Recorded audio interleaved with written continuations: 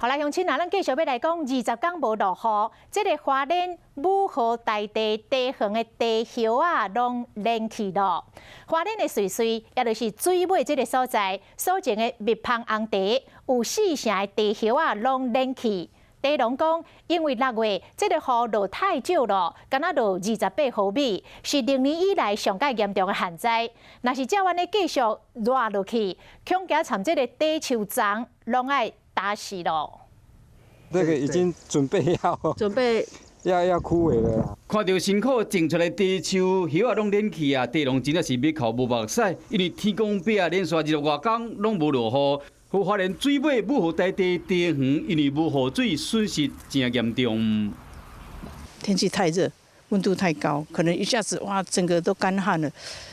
可能这季也没有啥好采了。依照目前的现况看起来哈，应该达到20%以上的一个受损面积。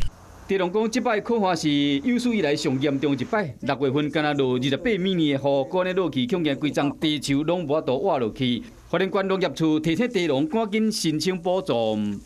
旱灾的补助每公顷目前的标准是5万块，呼吁我们瑞穗地区的茶农能够尽快的到乡公所去做一个通报。武河大地因为无水源，只要若较久无落雨咧，就会发生可旱。真侪年前捌计划因秀姑乱溪水来灌溉，也阁无成功，乌的果井嘛拢无水，所以讲建议地农爱搭乌网来防晒，应付一款极端的气候。